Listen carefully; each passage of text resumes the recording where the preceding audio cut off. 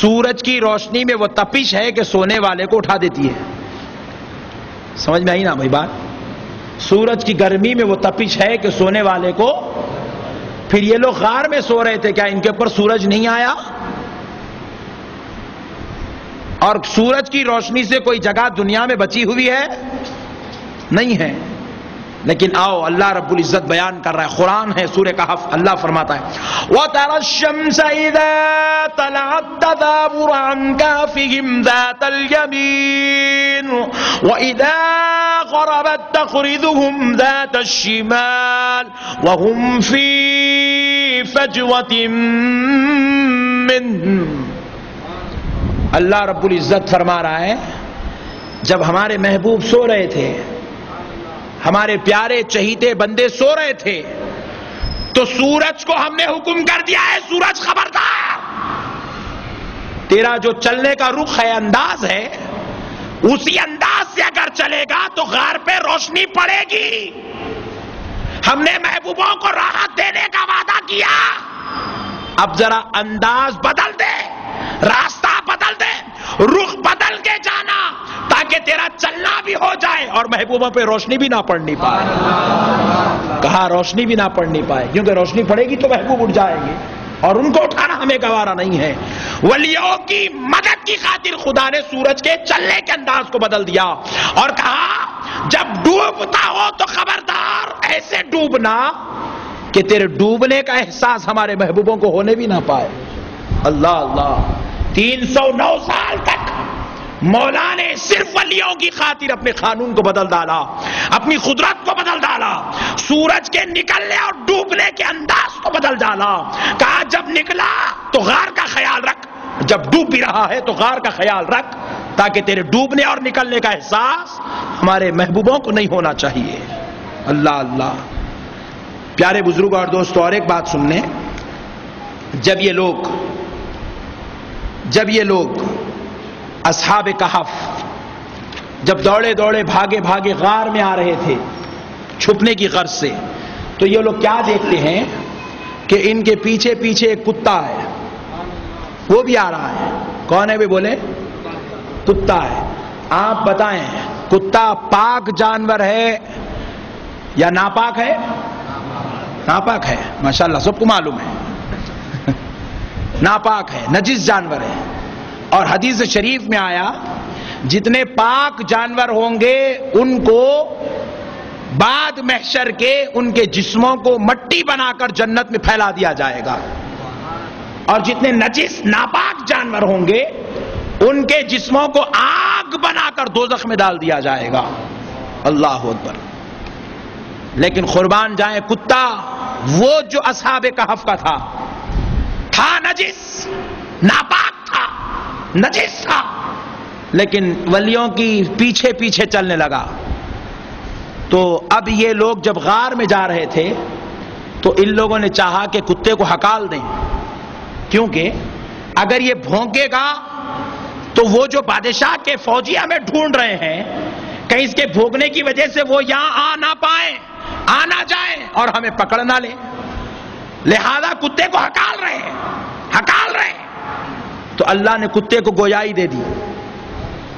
وہ بولنے لگا کہ میں تمہارا دشمن نہیں، میں تمہارا دوست بن کر یہاں بیٹھ جاؤں گا، تمہارے یہاں ہونے کی خبر کسی کو بھی نہیں دوں گا.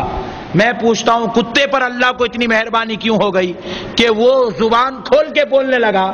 اللہ نے اسے گویائی کیوں دی؟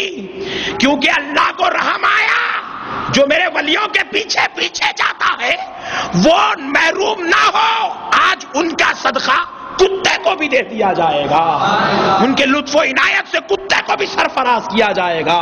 مولا نے چاہا کہ دنیا کو بتا دے جو ولیوں کے پیچھے چلتا ہے کتا بھی ہو تو سرفراز ہو جاتا ہے، ناپاک بھی ہو تو پاک کر دیا جاتا ہے. فرمایا گیا کائنات کا ہر نجس جانور تو دوزخ میں ڈالا جائے گا، اصحاب کہف کے کتے کو انسانی شکل دے کر جنت میں رکھا جائے گا، جنت میں رکھا جائے گا. کتا ہو کر بھی ولیوں کے ساتھ ہوتا ہے تو جنت کا حقدار ہو جاتا ہے. پھر آپ ہم تو غلام ہیں, ہم تابعداری میں رہیں گے تو دوزخی کہاں سے ہو پائیں گے؟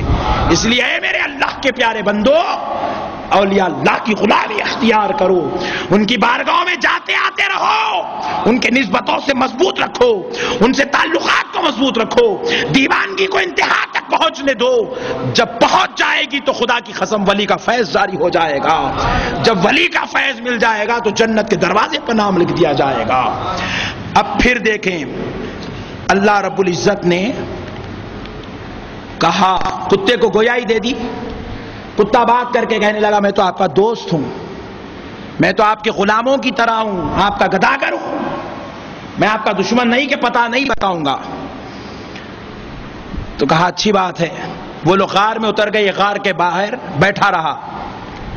آپ اندازہ کیجئے پیارے بزرگوں اور دوستوں, اللہ کو ولیوں کی صحبت میں رہنے والا کتا کتنا پسند ہے. اجی قرآن ہے, قرآن میں انبیاء کا ذکر ہے, قرآن میں اولیاء کا ذکر ہے, قرآن میں بنی اسرائیل کے انبیاء کا ذکر ہے, قرآن کے اندر اللہ رب العزت نے مقدس ذوات کا ذکر کیا. جہاں اللہ نے انبیاء, اولیاء, صدیقین, شہداء, صالحین, محبوبوں کا ذکر کیا, اپنے بندوں کو ہدایت کے راستے بتائے, حکمت بتائی, مصلحت بتائی, نیکی کا راستہ بتایا, نماز, روزہ, زکات, حج کا حکم دیا, قربان جاؤ, اسی قرآن کے اندر اللہ نے ایک اور مقدس ذکر کر دیا. قرآن میں ایک ذکر کیا, اس کی وجہ سے وہ ذکر مقدس ہو گیا. وہ ذکر کسی انسان کا, ولی کا, نبی کا نہیں, خدا کی قسم ولیوں کے ساتھ رہنے والے کتے کا ذکر ہو رہا ہے. اللہ نے قرآن میں ذکر کیا, کس انداز میں ذکر کیا دیکھیے. فرماتے ہیں رب کریم, وَكَلْبُهُمْ بَاسِطٌ ذِرَاعِهِ بِالْوَصِيدِ. آپ کے گھر میں کتا ہے, بلی ہے, بکری ہے, مرغی ہے. آپ سے اگر کوئی پوچھے بھائی آپ کے گھر بکری ہے, آپ بولیں گے ہاں ہے. بولے بکری کیسے چلتی ہے, کیسے بیٹھتی ہے, آپ بول سکیں گے؟ بولے بھائی, ارے بھائی بکری ہے, وہ کیسے چلتی ویسے بیٹھتی, کیا بات ہے؟ لیکن آپ کے گھر آپ کا بیٹا ہے, آپ کا بیٹا کیسا بات کرتا ہے؟ آپ بیان کرتے ہیں میرا بیٹا ایسے انداز میں بات کرتا ہے, میرا بیٹا مجھے ایسے پکارتا ہے, جب میں گھر پہنچتا ہوں تو میرا بیٹا بھاگا آتا ہے, مجھے لپٹ لیتا ہے. آپ اپنے بیٹے کی اداؤں کا ذکر کرتے ہیں, جانور کی اداؤں کا ذکر نہیں کرتے. بیٹے کی اداؤں کا ذکر کیوں ہوتا ہے؟ کیونکہ آپ کو بیٹے سے والہانہ محبت ہوتی ہے. تو خدا کی قسم مجھے کہنے دو, رب نے قرآن پاک میں صرف کتے کا نہیں بلکہ قرآن کی یہ آیت بتا رہی ہے. رب نے کہا وہ کتا میرے محبوبوں کی چوکھٹ پر اس انداز میں بیٹھا تھا کہ اس کے دونوں پہلو ایسے باہر نکلے ہوئے تھے. خدا کہہ رہا ہے میرے محبوبوں کے دروازے پر اس کے بیٹھنے کا انداز یہ تھا, اس کے رہنے کا انداز یہ تھا, اس کے لیٹنے کا انداز یہ تھا, اس کے کھڑے رہنے کا انداز یہ تھا, وہ جہاں بیٹھا تھا وہ یہ جگہ تھی. میں پوچھتا ہوں مولا, ہم تو اپنے بیٹوں کا ذکر محبت سے کرتے ہیں, تو کتے کا ذکر کیوں کر رہا ہے؟ رب جواب دیتا ہے جو ولیوں کا ہو جاتا ہے وہ میرا محبوب ہو جاتا ہے. اللہ کہہ رہا ہے وہ میرا محبوب ہو جاتا ہے, میں اس سے بھی پیار کرنے لگتا ہوں. محبت کے تقاضے کے تحت ذکر کر رہا. قربان جاؤ دوستو, اولیاء اللہ سے وابستگی کو مضبوط کرو, ان کی بارگاہوں میں بیٹھے رہو. یہ بیٹھنا بھی اللہ کو پسند ہے, ان کی بارگاہوں میں جایا آیا کرو, یہ جانا آنا بھی اللہ کو پسند ہے. اب قربان جائیں, اللہ رب العزت نے اس